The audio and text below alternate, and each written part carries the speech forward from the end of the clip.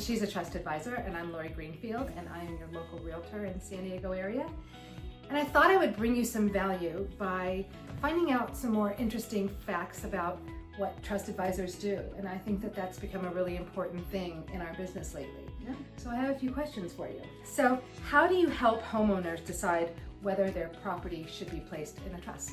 Well, the state of California has a rule of threshold.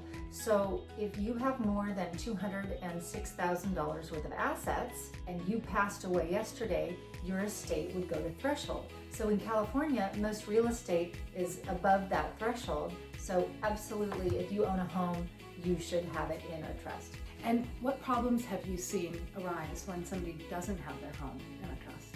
Well, the number one problem is that property goes to probate. So let's say you're in a transaction and you're in contract with the client and the client passes away. That home is now stuck. It has to go through the probate process that can take 1.5 to 2 years to get that property through until the beneficiaries are decided, and now you probably lost that deal. And do you have to pay for a probate attorney during that time as well, or is one just assigned?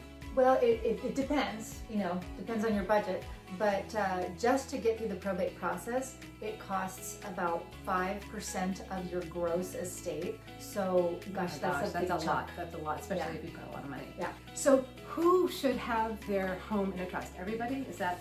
I mean, yeah, if your home is worth more than $206,000, which you in should have it in California, a trust. everybody does. Okay. And then at what point should a homeowner talk to a trust advisor? Like before they buy the house, after they buy the house, during the deal? Does it matter? Yes. I mean, yes, Okay. all. I mean, I worked with a client. She was going to go on title with her son. They were buying a condo for their son.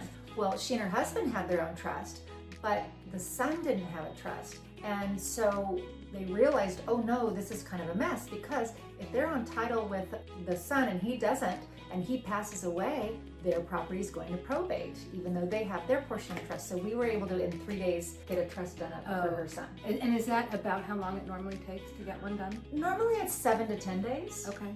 That's the turnaround, but we can expedite it. Okay, that's good. And then, I know a lot of people feel overwhelmed or that it's just too much to get this done. What do you tell clients? Like, how do you just take the first step and talk to somebody? Like, how do you get them over that overwhelm? 100%.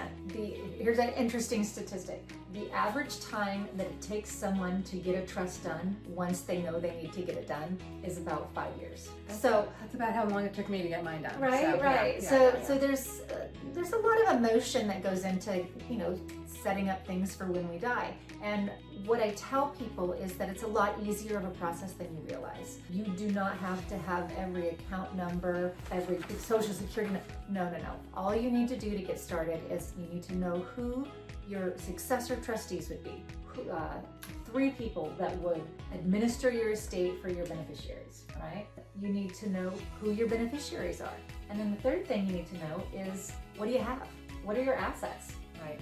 That's all you need to do to start. So I just want to highly advise anyone who has not gotten a trust, contact me or contact Christie. I'll give you her number and get that trust done. Thank you.